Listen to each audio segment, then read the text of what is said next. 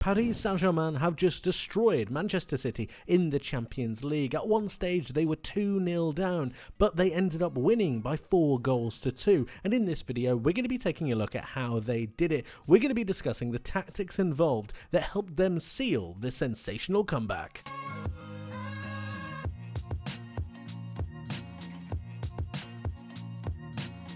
Even though PSG were 2-0 down and Manchester City were 2-0 up, I never really felt like PSG were out of control. I never felt like they were under threat, and that might sound like a crazy thing to say, might even sound like a ridiculous thing to say, but I was certain of the fact that PSG would be able to get back into the game because they were winning in two major key areas, and we're going to be going over both of those areas in this video because they both have major impacts in the goals that PSG score and the way that the game plays out. The first one of those areas is rotation and the composition of PSG's midfield. Normally in a side that plays a 4-3-3, you tend to see your midfield three look something like this. Two high attacking midfielders just ahead of the lone centre defensive midfielder, allowing for progression and balance throughout the side. What PSG tend to do is play a flatter midfield three, and this has its advantages and disadvantages, but its major advantage is the ability to create triangles, and that's a key word that I want you guys to realise. The triangles between players, and the ability for them to create triangles throughout the pitch to best help progress the ball forwards in a smooth, composed manner. This is very different from having two attacking midfielders that you can't find. Although they are creating threat higher up the pitch, it's more difficult for the player who's on the ball to be able to progress forwards because the distances are a lot larger, meaning that they need their centre defensive midfielder to come short. This is an issue if he is marked by one of the attacking players. Let's for example say Kevin De Bruyne. The way that PSG managed to fix this issue is by having a flatter midfield three, and it really helps with progression from the base of the pitch, allowing them to progress the ball forwards in more incremental stages. So for example, let's say that Nuno Mendes has the ball right here. Phil Foden, a member obviously of Manchester City, wants to press him, and he does so like this. He starts to press him forwards, which means that Nuno Mendes now needs a pass. Instead of wanting to go back to his goalkeeper, he's going to opt for something a little bit more progressive, which is where the midfield comes in. You could have Vitinha, your main centre defensive midfielder, come forwards, but he could be marked by Kevin De Bruyne. You could have João Neves come forwards as well, very much like he does on a number of occasions, next to Vitinha to then help with that progression. You're once again creating a triangle. But let's, for example, say that Bernardo Silva wants to jump out of this Manchester City midfield 2 and pressure that to stop that progression through the centre of the pitch, something that's very, very normal, leaving Mateo Kovacic in the centre, composed and ready to deal with any problems. But then you've got a problem, because with this PSG midfield 3, you've got another midfielder who can then drop, and Fabian Ruiz then has the option to go on the other side. And remember what I said to you guys just a second ago about triangles. You've got one triangle here, you've got an option for another triangle here, and all of a sudden the player on the ball has a number of different avenues. And there's a clear free avenue in Ruiz right here, because you've got Foden pressurising, you've got De Bruyne on Vitinha, and you've got Bernardo Silva on Neves. But Manchester City can't do anything about this now. They can't do anything about this passing lane. And they can't do it because Nunez can't match that, because he cannot leave Barcola. You can't have Kovacic leave to then go and help that, because you're leaving an acres of space just in front of that Manchester City back four, and the recovery rates might not be there. This rotation and flexibility in position meant that PSG always had a spare man, and that is another key point. The spare man was a key option for PSG to be able to push the ball forwards and then inevitably win those duels going forwards to be able to create space further on, and it was through this that they managed to create some major opportunity. This can be seen pretty perfectly for PSG's first goal. You can see you've got Nuno Mendes on the ball currently, and you've got Phil Foden ready to come and close him down. You've also got the PSG midfielders. We're going to highlight them here. So you've got one here in João Neves, you've got one here in Vitinha, and you've got Fabian Ruiz. Key things to notice here are the flatness of both João Neves and Vitinha to give Nuno Mendes options. He can go here, he can go here. Obviously, these are being blocked by Manchester City players because you've got the likes of Kevin De Bruyne right here, you've got Bernardo Silva here, and they're both pressurising those midfielders. But remember that third midfielder that I mentioned, Fabian Ruiz, he's now able to drop as well and give yet another option, overloading that Manchester City midfield, the defensive organisation of them, and allowing a pass from Nuno Mendes into that channel. Now, once that gets played, it's not necessarily a danger for Manchester City, but it's allowing PSG to progress the ball very easily in incremental stages, and it's through this that they are able to get another chance. So you've got Fabian Ruiz on the ball currently. Once again, we're going to notice triangles. He could pass here, he could pass here.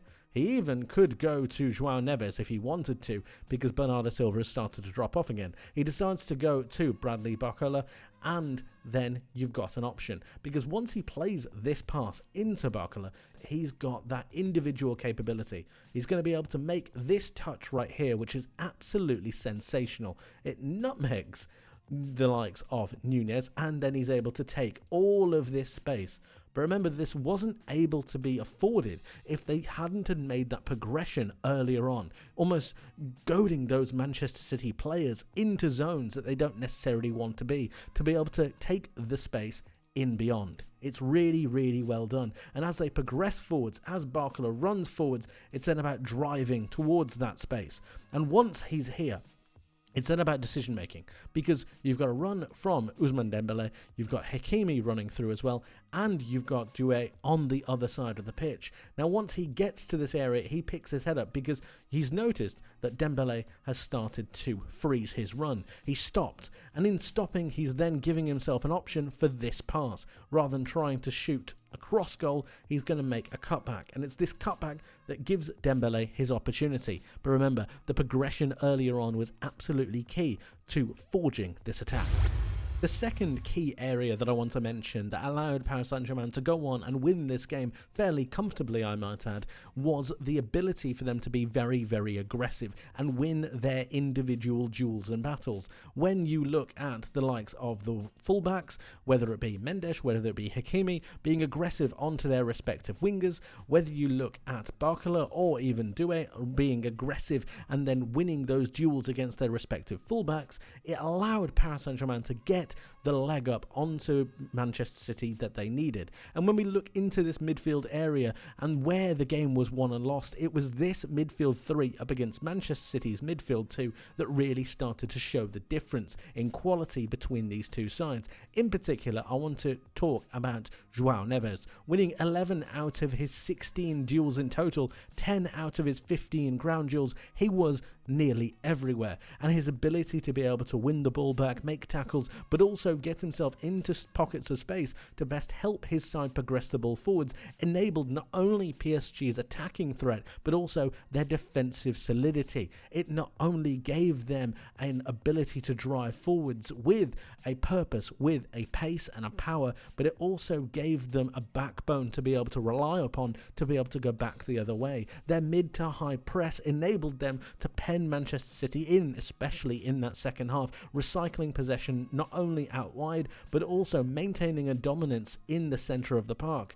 PSG had a dominant foothold of the football with 63% of the ball. They dominated nearly every single statistic, and I firmly believe that it was down to this midfield 3 and the aggression and duel winning of this side that allowed them to progress forwards and inevitably win the match. And it was this aggressiveness and duel winning that got them their second goal. So let's take a look at it. First, we need to highlight João Neves right here. He's on to the likes of Kevin De Bruyne, who's currently running forwards. But let's also take a notice of where the Manchester City players are. So, for an example, this is your other centre midfielder. Let's just remind ourselves of that. This is one centre midfielder. Look at the difference between the two and the verticality between the two as well. They're not side by side. They're not looking for an option for each other like the PSG players have been for such a long time. And then this is your attacking midfielder. This is your winger, and this is your other winger just off screen right here. Again, they're a bit narrow. There isn't enough looking for each other. There's not enough options. They're not really here for each other, and that really hampers the player who's on the ball currently in Kovacic.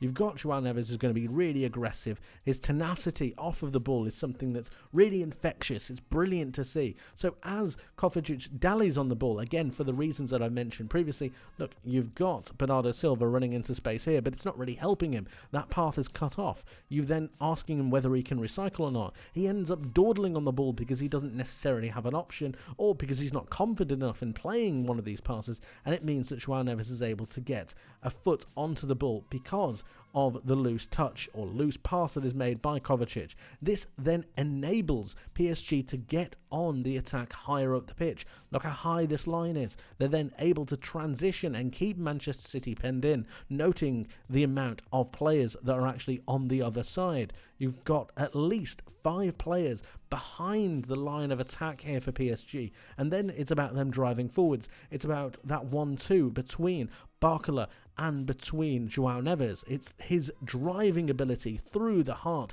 of this Manchester City line that is enabling PSG to then get on the attack. And then once more, I want to note the actual balance within this side. This is your midfield 3. Look how balanced that is. You've got your 2 attacking midfielders now taking up attacking positions. You've still got your centre defensive midfielder who is able to then back up the play and make sure that there's some defensive screening to be done. It's just so well done. So when the ball goes over to Fabian Ruiz, again, look at this again.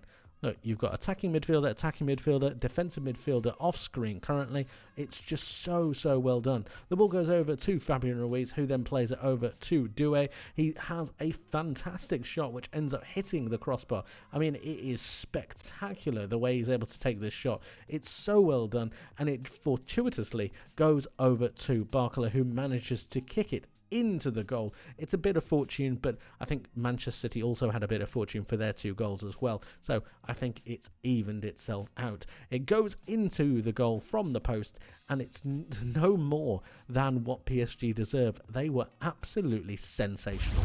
And before we wrap up, guys, let's take a look at PSG's 3rd goal and a couple of things that I noticed. The first thing was the high line of Manchester City. Really good, aggressive high line from this free kick that's currently being taken. This is really good because it gives them enough space and time to be able to drop if they need to, and it also gives the goalkeeper enough space to be able to come and claim the ball if he ever needs to.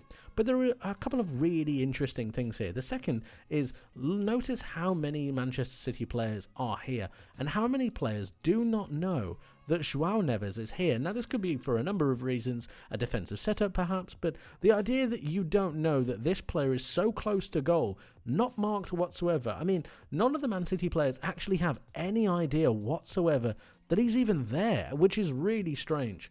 Notice a second thing as well, and that's what he's doing. He's got his hand in the air, which indicates to me that he's realised this situation, that he's got a free run essentially. It's baffling. The idea that this Man City side haven't really noticed this. I question the leaders in this side, but it's brilliantly worked by both Vitinha to be able to cross the ball in and also from João Neves himself to make this run. It's so well done into this area right here.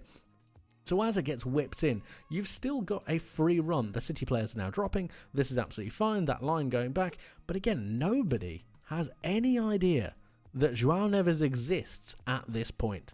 And it's just crazy to me.